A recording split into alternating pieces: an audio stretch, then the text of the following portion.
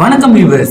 பலரையும் அசர வைத்த கீர்த்தி சுரேஷ் குவியும் பாராட்டுக்கள். நடிகை கீர்த்தி சுரேஷ் தான் தற்போது டாக் ஆஃப் தி டவுன் என்று சொல்லலாம். அவருக்கான பட வாய்ப்புகள் அடுத்தடுத்து குவிந்து வருகிறது. தற்போது மகாநதி படத்திற்கு தமிழ் எதிர்பார்ப்புகள் கூடியுள்ளது. நடிகர் திலகம் சாவித்திரியாக இப்படத்தில் அவர் நடித்துள்ளார். தெலுங்கில் இப்படத்தின் முன்னோட்ட காட்சியை பார்த்த பலரும் படத்தை மிகவும் பாராட்டியுள்ளனர். மேலும் பல ஊடகங்கள் 3க்கும் அதிகமான ரேட்டிங்ஸ் கொடுத்துள்ளனர். கீர்த்தியை தெலுங்கு சினிமாவை சேர்ந்த நடிகர்கள் பலரும் வாழ்த்தியுள்ளனர். ட்விட்டரில் ரசிகைகளும் மாஸ் காட்டியுள்ளனர். சாவித்ரியின் மகளும் படத்தை பார்த்துவிட்டு தன் அம்மாவை மீண்டும் பார்த்தது போல இருந்ததாக கீர்த்திக்கு போன் மூலம் மெசேஜ் அனுப்பி பாராட்டியுள்ளார். தமிழில் நாளை பிரீமியர் காட்சிகள் காண்பிக்கப்பட உள்ளது. மேலும் தமிழக ரசிகர்களை இப்படம் ஈர்க்குமா என பொறுத்திருந்துதான் பார்ப்போம். மேடையிலேயே சீமான் பாரதி ராஜாவிற்கு பதிலடி கொடுத்த தனுஷ் அரங்கமே அதிர்ந்தது. தனுஷ் தயாரிப்பில் பிரம்மாண்டமாக உருவாகியுள்ள படம் காலா. இப்படத்தின் இசை வெளியீட்டு விழா சென்னையில் நடந்தது. இதில் பேசிய தனுஷ், வாழ்க்கையில் முன்னேற சில பேர் பல வேலைகளை செய்வார்கள். ஒரு சிலர் கடினமாக உழைப்பார்கள். மேலும் ஒரு சிலர் பிரபலமானவர் ஒருவரை தாக்கி முன்னேற நினைப்பார்கள். சீமான் பாரதி ராஜா தான் ரஜினியை தொடர்ந்து தாக்கி வருவது குறிப்பிடத்தக்கது. அவரால் முன்னேறியவர்களே அவரை திட்டுவார்கள். அதை கூட அவர் கண்டுக்க மாட்டார். அந்த அளவிற்கு அவரின் பெருந்தன்மை உள்ளது. இப்படி தனுஷ் பேச அரங்கமே சும்மா அதிர தொடங்கியது. மேலும் இன்று சூப்பர் ஸ்டார், நாளை என்று தனுஷ் சொல்ல மொத்த அரங்கத்திலிருந்து இடி போல் சத்தம் வந்தது.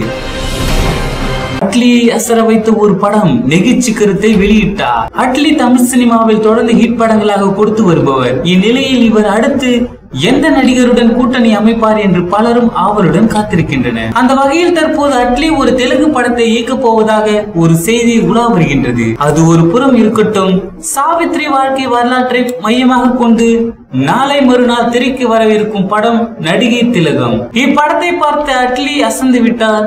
சமந்தா, கீர்த்தி, துல்கர் என அனைவரையும் புகழ்ந்து தள்ளிவிட்டார். பாஷா படையப்பாவிற்கு பிறகு காலாவில் தான் இந்த விஷயம் நடந்தது. ரஜினிகாந்த், சூப்பர் ஸ்டார் ரஜினிகாந்த் நடிப்பில் அடுத்த மாதம் வெளிவர இருக்கும் படம் காலா. இப்படத்தின் இசை வெளியீட்டு விழா மிக பிரம்மாண்டமாக நடந்து முடிந்தது. இவ்விழாவில் நடிகர் ரஜினிகாந்த் பேசுகையில், காலா தமிழ் சினிமாவில் ஒரு முக்கியமான படம். இப்படத்தை இயக்கிய பா ரஞ்சித் என்ன ஒரு சமூக அறிவு. இந்த வயதில் தெளிவான சிந்தனை கூட இருக்கின்றவர்களை மேலே உயர்த்தி பார்க்கும் மனசு பெரிய மனசு. முக்கிய இந்த படத்தில் ஒரு விஷயம் எனக்கு நீண்ட நாட்களுக்கு பிறகு நடந்தது. இத்தனை வருஷத்தில் எனக்கு 2 வில்லன் தான் பேர் சொல்லும்படி இருந்தார்கள். அதாவது பாஷாவில் எப்படி ஆண்டனியோ, படையப்பாவில் எப்படி நீலாம்பரியோ, அப்படி இந்த படத்தில் எனக்கு சக்தி வாய்ந்த வில்லனாக வர்ஷா நானே படைகர் அமைந்துள்ளார். நாங்கள் 2 பேர் போட்டி போட்டு நடித்துள்ளோம். எனக்கே குஷி வந்துருச்சு என ஒரு கட்டத்தில் ஜாலியாக பேசினார்.